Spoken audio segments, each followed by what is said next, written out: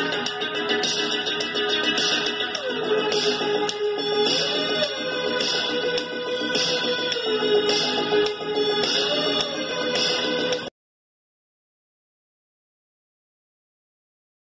at the Police Officers Club, I can see their COVID-19 protocols have been observed, social distancing.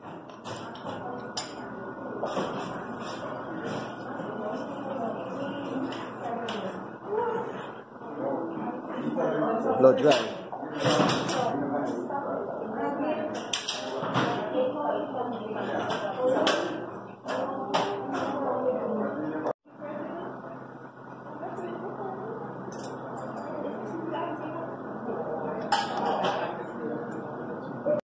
We at Lasco decided to get involved in this blood drive because we know the situation in terms of the blood banks, what is available, and it's not the best in terms of what they have now. And our citizens, we know, not all the while they are willing to come out. So we decided to put on this drive, and our staff, all of us have decided that to just come out and ensure, that excess capacity is there, and not just what you need. We have been doing this, for a number of years, and it is us bringing together all of our ambassadors, our teachers of the year, our police of the year personnel, our nurses of the year, and all coming together to just say, hey, let us pull together, let us give some blood, let us ensure that whenever our society, any member of the society needs blood, it is here. It is our contribution. This is the least that we could do as a company. Let me ask you now, the impact the pandemic is having on this activity. I mean, we've seen where, persons are, yes, they're a little, hesitant in terms of coming out because, of course, persons are still trying to keep their distances. But I mean, as you can see here, it's well spaced out in terms of, the chairs. But yes, we have seen a slight dip in terms of the number of persons who would normally come out to give blood. Yeah.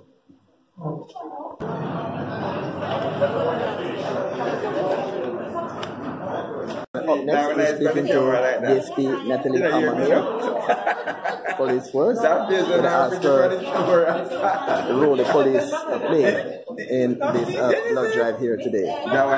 Lasco is partnered with the JCF. We have been doing that for over 20 years through the JCF Lasco Police Office of the Year. And we have had other partnerships, and this is another one of those partnerships. We believe that giving this drop of love, blood drive, we are actually saving lives. It's the Christmas season, and I can't recall a week that goes by without there's a call, whether from our police members or civilians, friends, persons you don't know asking for blood. So we saw it fit to say, okay, we know there are a lot of accidents at this time of the year. We know there are emergency surgeries.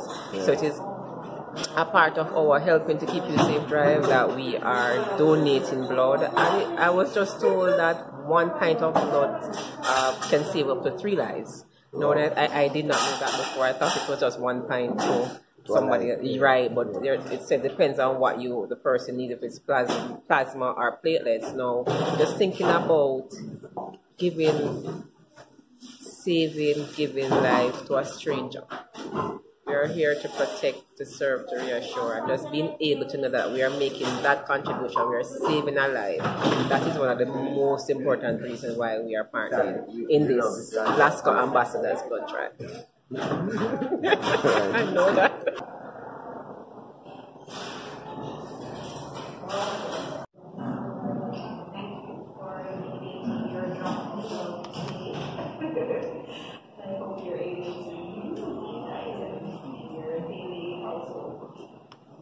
Thank you, and on behalf of all of us from the JCF, we just want to say thanks to Lasco for allowing us to partner today in order to save some lives by just giving a drop of blood.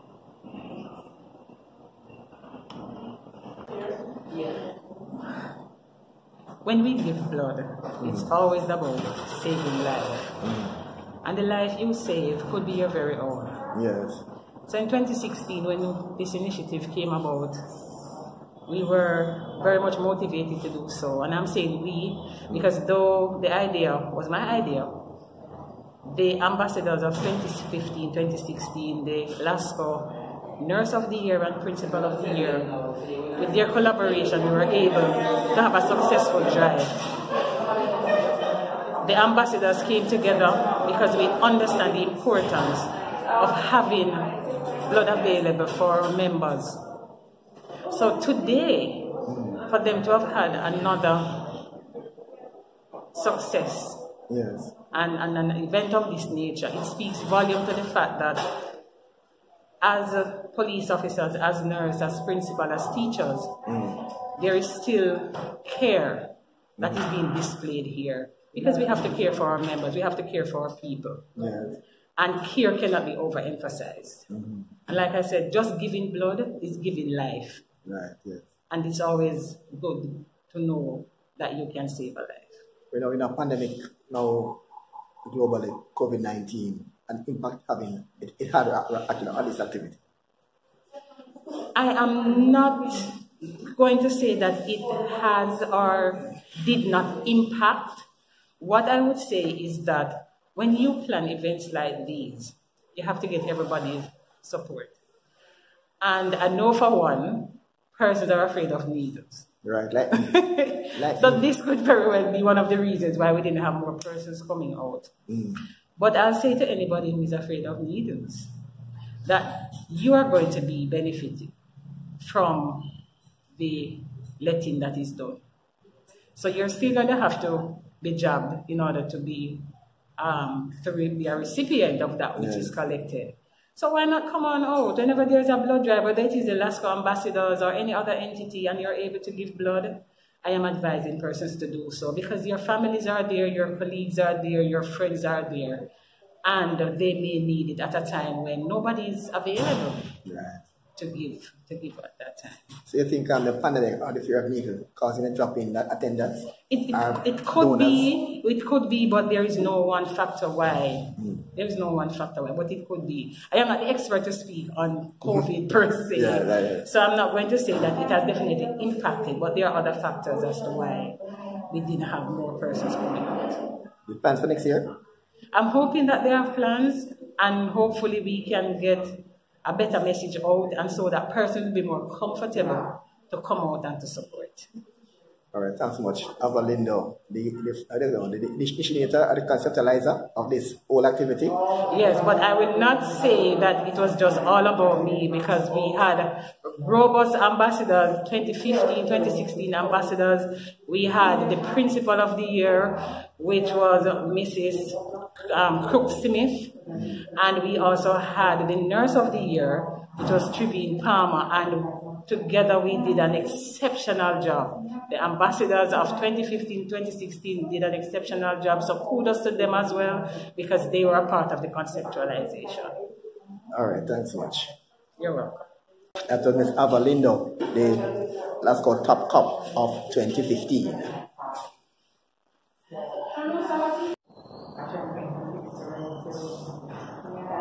Ms. Kishana Pinna, she's the assistant blood donor at Blood Bank. Tell us now about today's activity. Yeah, the coordinator. Tell us what they were people to this activity. Okay, it was a great day today. This was our Drop of Love blood drive, and so we had our partners come out to support us, and that's from the entities of Jamaica Constabulary Force. We had, of course, our Lasco representatives. We had some teachers and nurses that came up to support us for this blood drive. And tell us how critical the need for blood in Jamaica. Very, very critical, as you can imagine. When we speak about our doctors and our nurses and the operating theatre, it is mandatory to have units of blood on standby in case of emergency. So if you can imagine how many hospitals we have and medical centres, the need for blood is critical. All right, Jamaica's high crime rate now, is that rate under the blood bank? Could you say that? Jamaica's high crime rate is that drain on the blood bank in the I blood wouldn't getting say a and the killing. drain, but it does take a toll because we do have, as you can imagine with the statistics, Yes. our hospitals will have trauma patients coming in from time to time, and it's usually from incidents of crime, but that's not the only thing. That's what we're trying to focus on, letting persons know that there are myriad of reasons why persons need blood. We have our mummies to be that have complications with labor, that are hemorrhaging and they need units of blood. Our cancer patients, we have persons that have sickle cell anemia and they have complications from it. There are a host of reasons why persons are constantly in need of blood. Today's blood drive, today's target. Today's target, we fell short. We're hoping though that we're going to push and do even bigger and better. This isn't our first initiative. Wonderful brand Lasco, we actually had our first blood drive in 2016, so this is our first one since. And as you can expect with a new normal, there's been some hesitation in terms of blood donation, but we want to use this as a stepping stone to make an even bigger and better blood drive. Jamaica is now under a pandemic, COVID-19. Yes. How does that impact on the drive for today? And again, persons who are donating blood, are they out to be COVID-19 free? Have they fully vaccinated or what? Okay, very good questions. You're very, very correct. This is a new normal. We have all had to adjust. When it comes to blood donation, though, we're happy to say that when it comes to vaccinations, persons think there's a deferral time. Once you are vaccinated, there is no time. You could get your vaccine yesterday and come in and donate today. So that's actually the good thing. On the flip side of things, of course, we have to make sure that not just our donors, but our staff members are safe. So we have our COVID-19 protocols that we put in place, making sure that you're sanitized, we're taking temperature checks, we practice social distancing. And when it comes to persons that have been infected with the vaccine, you actually have to wait 1 month safely before donating. But we make sure that we put everything in place to ensure that we have a safe blood drive, safe blood donation. All right, thanks so much, Joe. All the best. It is